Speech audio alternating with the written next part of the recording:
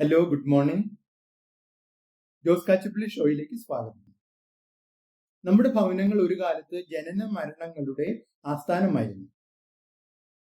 ഒരു പുതു ജീവൻ ഈ ഭൂമിയിലേക്ക് പ്രവേശിക്കുന്നത് നമ്മുടെ ഭവനങ്ങളിലൂടെയായിരുന്നു. ആ പുതുജീവന്റെ ആദ്യത്തെ ശ്വാസോച്ഛ്വാസങ്ങൾ, അതിന്റെ കരച്ചില്, അല്ലെങ്കിൽ അതിന്റെ വൈകാരിക പ്രകടനങ്ങൾ, അതെല്ലാം ഏറ്റുവാങ്ങിയിരുന്നത് നമ്മുടെ ഭവനങ്ങളായിരുന്നു. അതുപോലെ തന്നെ നമ്മുടെ അന്ത്യനിമിഷങ്ങളും ഭവനങ്ങളിലായിരുന്നു അരങ്ങേറിയിരുന്നത്. ബന്ധുമിത്രാദികളുടെയും അല്ലെങ്കിൽ സ്വന്തം കുടുംബാംഗങ്ങളുടെയൊക്കെ സാന്നിധ്യത്തിൽ അവസാന നിമിഷങ്ങൾ നടന്നു പോയിരുന്ന ഒരു സാഹചര്യം ഉണ്ടായിരുന്നു. ഇന്ന് ഈ സാഹചര്യങ്ങളൊക്കെ മാറിപ്പോയി. ഇന്ന് ജനനം എന്ന് പറയുന്നത് പരിപൂർണമായിട്ടും ആസ്പത്രികളിലാണ്, ICUല് അല്ലെങ്കിൽ ലേബർ റൂമിലൊക്കെ ആയിട്ട് അത് മാറി.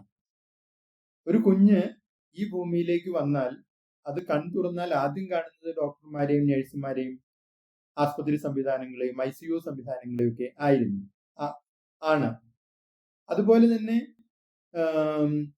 അപ്പോൾ അതുകൊണ്ട് ജനനത്തെ നമുക്ക് ഇനി തിരിച്ച് നമ്മുടെ വീടുകളിലേക്ക് കൊണ്ടുവരുവാനുള്ള ഒരു സാധ്യതയും ഇപ്പോൾ കാണുന്നില്ല. അതിനുവേണ്ട ഒരു പരിശ്രമങ്ങളും ആരും നടത്തുന്നതായിട്ടും അറിവില്ല. എന്നാൽ മരണത്തെ കുറച്ചെങ്കിലും നമുക്ക് തിരികെ വീടുകളിലേക്ക് എത്തിക്കാൻ കഴിയുമോ, അല്ലെങ്കിൽ അന്ത്യനിമിഷങ്ങൾ വീടുകളിലാക്കാൻ കഴിയുമോ എന്നുള്ളതിനെ കുറിച്ച് പലരും ചിന്തിക്കുന്നുണ്ട്. ആ ചിന്തകളുടെയൊക്കെ ഒരു പ്രതിഫലനമാണ് അഡ്വാൻസ്ഡ് മെഡിക്കൽ ഡയറക്റ്റീവ്, AMD എന്ന പേരിൽ അറിയപ്പെടുന്ന ലിവിംഗ് വിൽ. ഇത് ഒസ്യത്തുമായിട്ട് ഒരുപാട് വ്യത്യാസമുണ്ട്. ഒസ്യത്തില് നമ്മുടെ സ്വത്തുക്കൾ ആർക്കൊക്കെ കൊടുക്കണം നമ്മുടെ മരണശേഷം, അത് ഓരോരുത്തർക്കും എങ്ങനെ ഭാഗം വെക്കണം, എത്ര അളവ് വെച്ച്, അല്ലെങ്കിൽ എത്ര ശതമാനം വെച്ച് എന്നൊക്കെ തീരുമാനിക്കുന്ന ഒരു കാര്യമാണ്. എന്നാൽ ലിവിംഗ് വിൽ എന്ന് പറയുന്നത് പൂർണ്ണമായിട്ടും അന്ത്യനിമിഷങ്ങളുടെ ചിലവിടൽ എങ്ങനെയായിരിക്കണം എന്നുള്ളതാണ് അത് ചർച്ച ചെയ്യുന്നത്. പ്രത്യേകിച്ച്